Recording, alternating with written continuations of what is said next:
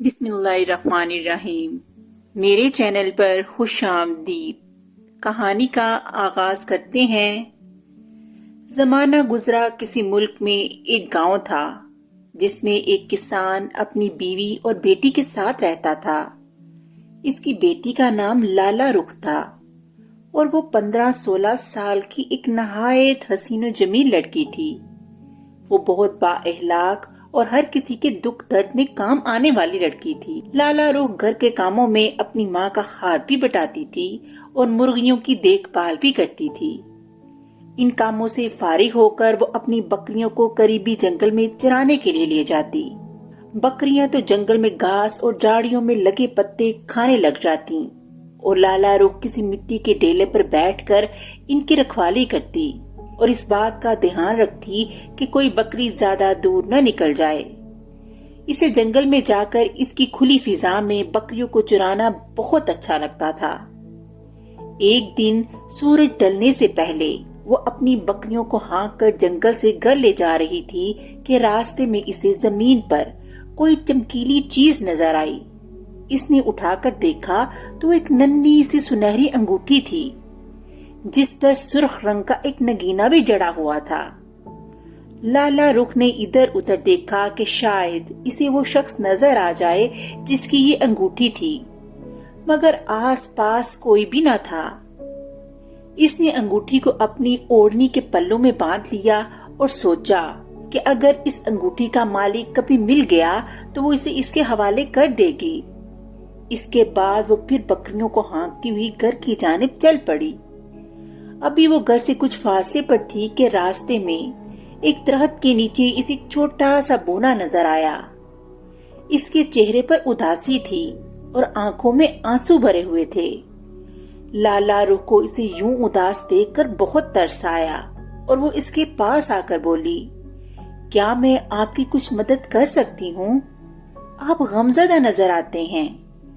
بونے نے ایک آخوری اور اداس لہجے میں بولا، تم کیا میری مدد کرو گی؟ اتنی بڑی زمین ہے، وہ نہ جانے میری جیب سے کہاں گر گئی۔ جب میں جھک کر دریا سے پانی پی رہا تھا تو ہو سکتا ہے وہ دریا میں گر پڑی ہو۔ اس کی بات سن کر لالا رخ ہنس پڑی، کہیں آپ کی انگوٹھی تو نہیں کھو گئی؟ اس نے ہنستے ہوئے کہا۔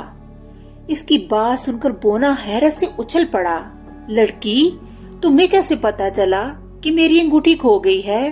اس نے حیرانگی سے پوچھا۔ مجھے کچھ دور زمین پر سے ایک انگوٹھی ملی تھی اور میں نے آپ کی باتوں سے اندازہ کر لیا تھا کہ یہ آپ ہی کی ہو سکتی ہے۔ لالا رخ نے اپنی اوڑھنی کے پلو سے انگوٹھی نکال کر بونے کے حوالے کرتے ہوئے کہا۔ بونا خوش ہو گیا۔ اس نے انگوٹھی لے کر احتیاط سے اپنی جیب میں رکھ لی اور لالا رخ سے بولا، یہ ایک بہت ہی قیمتی انگوٹھی ہے، اسے بیچ کر تمہیں بہت سارا پیسہ مل سکتا تھا، مگر تم ایک اچھی اور نیک دل لڑکی ہو اور تمہارے دل میں ذرا سا بھی لالچ نہیں۔ میں تمہارا شکر گزار ہوں۔ یہ انگوٹھی میں نے اپنی پیاری بیوی کو تحفے میں دینے کے لیے لی تھی۔ میں خوش ہوں کہ آپ کی انگوٹھی آپ کو مل گئی ہے، لالا رخ نے کہا۔ بونے نے مسکرا کر اس کی بات سنی اور اپنے تھیلے میں سے چاندی کی ایک ڈبیا نکال کر اسے لالا رخ کو دیتے ہوئے بولا، لڑکی میں تمہیں نیکی کا انعام تو نہیں دے سکتا کیونکہ اس وقت میرے پاس کوئی قیمتی چیز نہیں ہے۔ ہاں، جنگل سے گزرتے ہوئے ایک جادوگرنی کے گھر کی کھڑکی کے نیچے سے مجھے یہ ڈبیا ملی ہے۔ اس میں ایک بیج ہے اور مجھے یقین ہے کہ یہ جادو کا بیج ہوگا۔ گھر جا کر اسے زمین میں بو دینا، ہو سکتا ہے اس میں سے ایسا درخت نکل آئے جس میں بجائے پھلوں اور پھولوں کے سونے چاندی کی اشرفیاں لگتی ہوں۔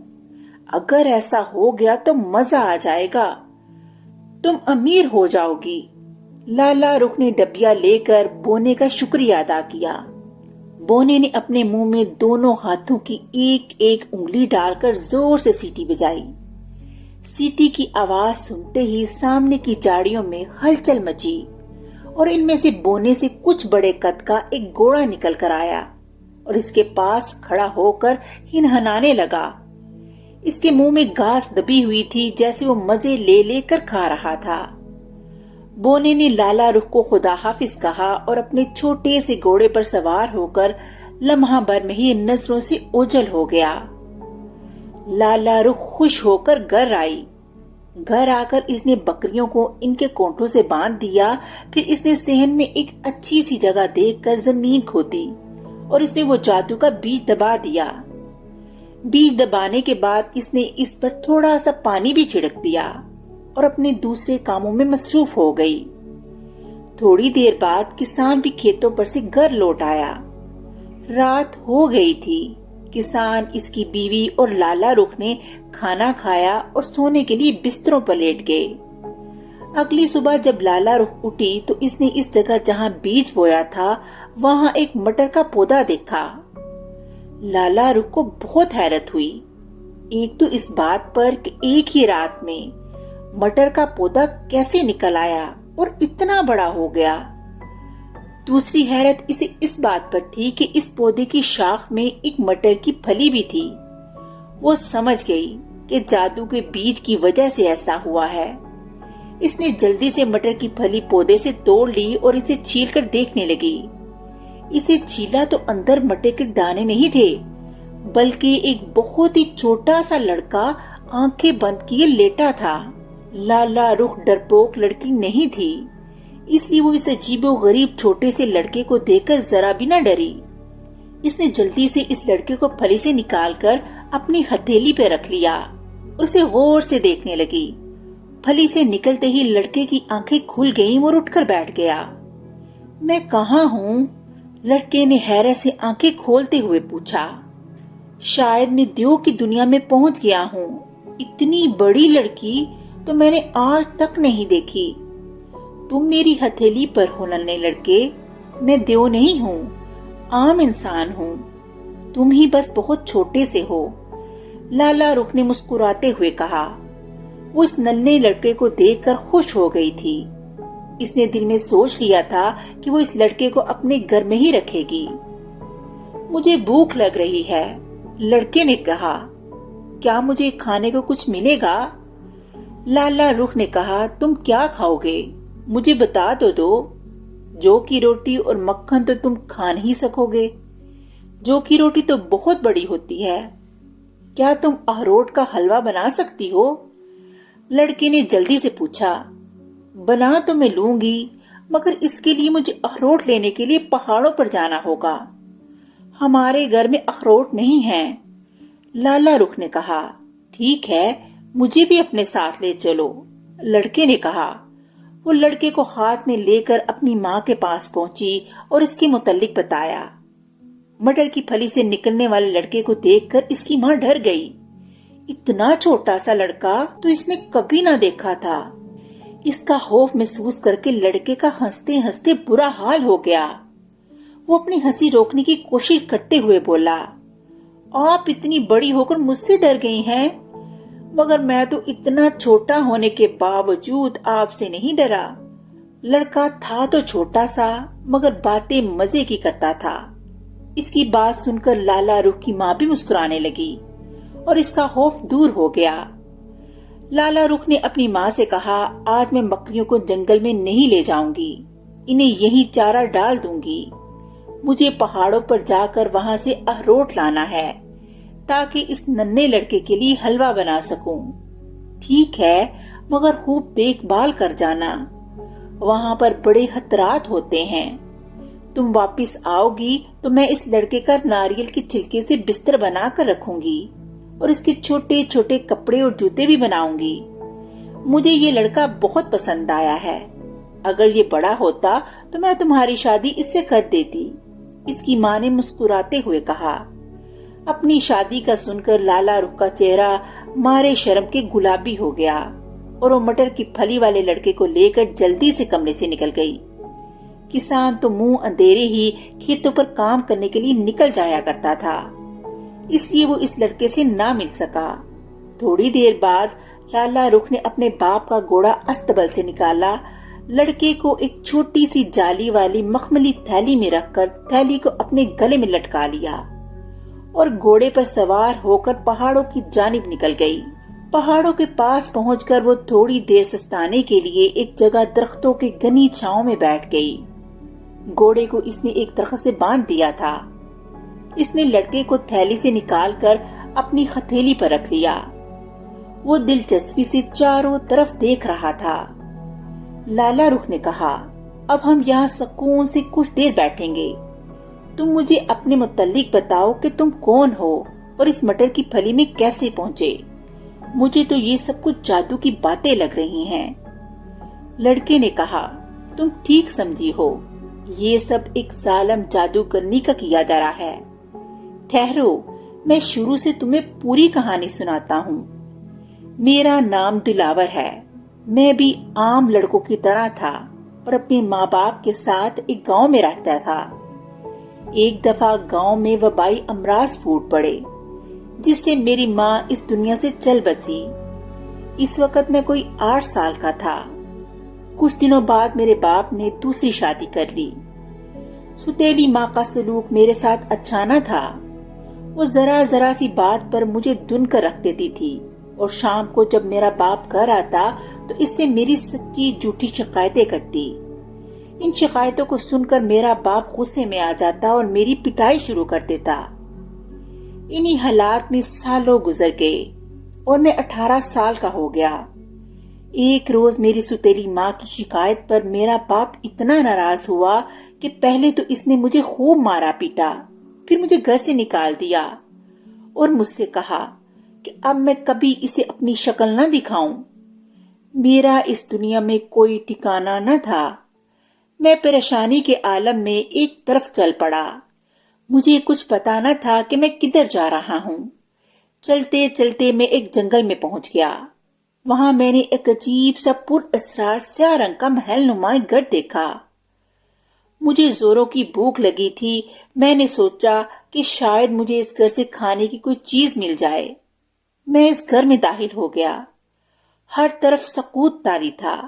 ایک کمرے میں نے ایک نہایت بدصورت جادوگرنی کو دیکھا۔ وہ ایک پلنگ پر پڑی تھی اور بے سوچ سوئی تھی۔ سامنے ایک اور کمرہ تھا جس کے دروازے پر جیل سی سلاخیں لگی ہوئی تھیں۔ ان کے پیچھے کچھ بچے موجود تھے۔ سب بچے خوف زدہ اور سہمے ہوئے تھے۔ میں ان کے قریب گیا تو ان میں سے ایک بچے نے سرگوشی کے انداز میں کہا، خدا کے لیے یہاں سے بھاگ جاؤ، اگر جادوگرنی اٹھ گئی تو وہ تمہیں بھی ہمارے ساتھ قید کر دے گی۔ میں نے انہیں تسلی دی اور پوچھا کہ وہ کون لوگ ہیں اور یہاں کیسے آئے۔ انہوں نے بتایا کہ یہ جادوگرنی ان بچوں کو پکڑ کر لے آتی ہے جو اپنی امی ابو کو بتائے بغیر اپنے گھروں سے دور دور گھومنے پھرنے کے لیے نکل جاتے ہیں۔ ہم بھی ایسے بچے تھے، اس لیے اس نے ہمیں پکڑ لیا اور اپنے گھر لے آئی۔ یہ جادوگرنی ہم سے اپنے گھر کا سارا کام کرواتی ہے اور جب کام ختم ہو جاتا ہے تو ہمیں اس کمرے میں بند کر کے باہر سے کنڈی لگا کر خود مزے سے سو جاتی ہے۔ ان بچوں کی کہانی سن کر مجھے بہت افسوس ہوا۔ میں نے ان کی مدد کرنے کا فیصلہ کر لیا۔ میں نے اس جیل خانے کی کنڈی کھول کر سب بچوں کو آزاد کر دیا اور ان سے کہا کہ وہ یہاں سے بھاگ کر سیدھے اپنے گھر جائیں۔ میں نے انہیں یہ بھی تاکید کی کہ آئندہ وہ اپنے ماں باپ کو بتائے بغیر کہیں نہ جائیں۔ انہوں نے وعدہ کر لیا اور خوش ہو کر وہاں سے بھاگ گئے۔ ان کے جانے کے بعد میں ابھی وہاں سے نکلنے کے لیے پلٹا، مگر کیا دیکھتا ہوں کہ وہ جادوگرنی وہاں آ گئی ہے۔ بچوں کو جیل میں نہ پا کر وہ سمجھ گئی کہ میں نے انہیں آزاد کر دیا ہے۔ وہ غصے سے لال پیلی ہو گئی۔ اس نے اپنے دانت کٹکھٹائے اور قہر بھری آواز میں بولی، تو نے ان بچوں کو یہاں سے نکال کر مجھ پر بڑا ظلم کیا ہے۔ میں ان بچوں سے اپنے گھر کا سارا کام کرواتی تھی اور وہ تمام کام مجھے خود کرنا پڑے گا۔ لڑکے، تجھے اس حرکت کی سزا ضرور ملے گی۔ میں تجھے جادو کے زور سے بالکل چھوٹا سا بنا کر مٹر کے بیج میں بند کر دوں گی، پھر اس بیج کو ایک ڈبیا میں بند کر کے اپنے گھر سے باہر پھینک دوں گی۔ اگر تیری قسمت اچھی ہوئی تو کوئی اس بیج کو ڈبیا سے نکال کر زمین میں بو دے گا۔ اس میں سے مٹر کا ایک پودا نکلے گا جس میں ایک پھلی لگی ہوگی और इस फली में तू नींद में सो रहा होगा।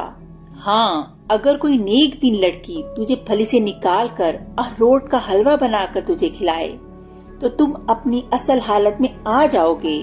जो लोग मुझे तंग करते हैं और गुस्सा दिलाते हैं, मैं इनको ऐसी ही अजीबो गरीब और अनोखी सजाएं देती हूँ। ये कहकर जादूगरनी ने एक खौफनाक कहका लगाया और मुंह ही मुंह में कुछ पढ़कर मुझ में फूंका। फिर मुझे कुछ पता न चला कि मेरे साथ क्या हुआ है। लाला रुख दिलावर की कहानी बहुत दिलचस्पी से सुन रही थी। कहानी खत्म हुई तो वो बोली, दिलावर तुम फिक्र मत करो, मैं तुम्हें अखरोट का हलवा बनाकर खिलाऊंगी ताकि तुम पर से जादू का असर खत्म हो जाए। वैसे तुम्हारी दुख भरी कहानी सुनकर मेरा दिल भर आया। तुमने बहुत दुख उठाए हैं, अब इत्मीनान रखो, तुम हमारे घर में हमारे साथ ही रहना, वहाँ तुम्हें कोई तकलीफ न होगी। इसके बाद वो उठी और पहाड़ों के दामन में अखरोट के दरख्त थे। इसने दरख्तों से अखरोट तोड़े और दिलावर के साथ घर वापस आ गई। इसकी माँ ने खाना तैयार कर रखा था, मगर लाला रुख को जरा सी भी भूख न लगी थी। वो तो ये चाह रही थी कि जल्दी जल्दी अखरोट का हलवा बनाए और दिलावर को खिला दे।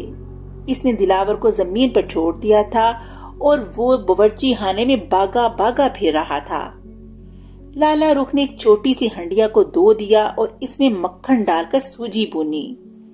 फिर इसमें बाकी लवाजमात डाले और अखरोट का हलवा बना दिया। थोड़ी देर बाद हलवा तैयार हो गया। लाला रुख ने अमरूद का एक पत्ता लिया और इसे गोल गोल काट कर एक छोटी सी प्लेट बनाई और इसमें हलवा डालकर इस पर चांदी के वर्क लगाए और प्लेट दिलावर के सामने रख दी।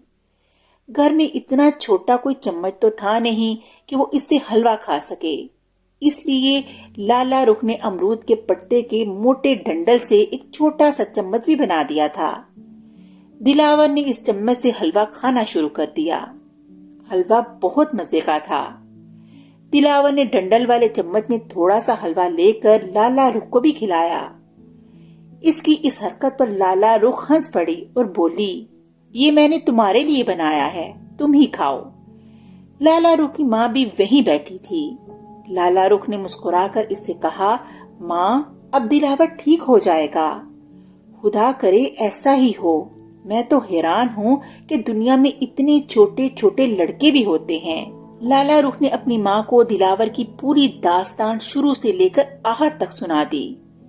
इसकी माँ ये तमाम बातें सुनकर दंग रह गई और दिलावर की सुतीली माँ जालिम बाप और जादूगरनी का बुरा सलूक देखकर कहने लगी कि वो लोग बहुत बुरे हैं। अचानक वो दोनों चौंक गए। खुली खिड़की से धनक के 7 रंगों की रोशनी अंदर आई और दिलावर को अपने हिसार में लेकर इसके गिर्द चक्कर काटने लगी। ये रोशनी इतनी तेज थी कि लाला रुख उसकी माँ आंखें खोल के रह गईं। जब रोशनी की 3 चक्कर पूरे हुए तो इस रोशनी में से 17-18 साल का एक नहायत हसीन और जमील लंबे कद का नौजवान लड़का बरामद हुआ और इसके साथ ही रंग बिरंगी रोशनी गायब हो गई। लड़के ने मुस्कुराते हुए कहा, लाला रुख, मैं दिलावर हूँ, मुझ पर से जादू का असर खत्म हो गया है।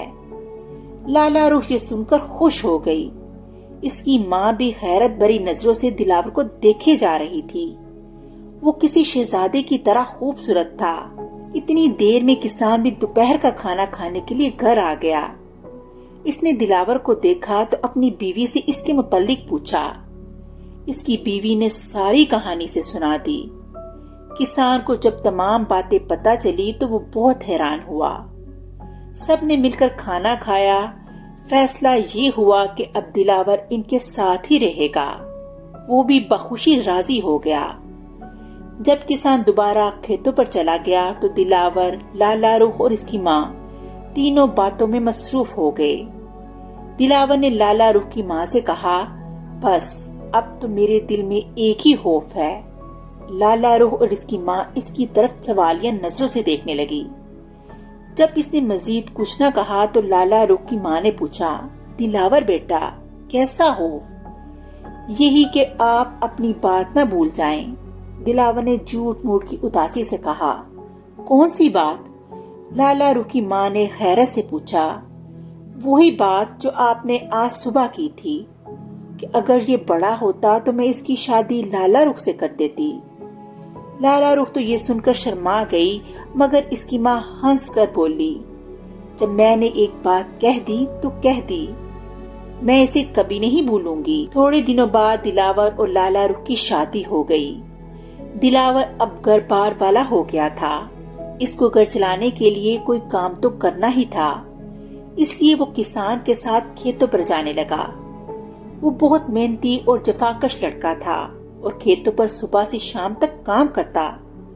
پہلے کسان اپنے کھیتوں میں سبزیاں وغیرہ ہی اگاتا تھا، مگر دلاور نے گندم، گنا، جو، باجرہ، مختلف قسم کی دوسری فصلیں بھی اگانا شروع کر دی تھیں، جن کو بیچ کر کسان تو بہت سارے پیسے کمانا شروع ہو گیا تھا۔ اتنے پیسے تو اس نے زندگی بھر نہ کمائے تھے۔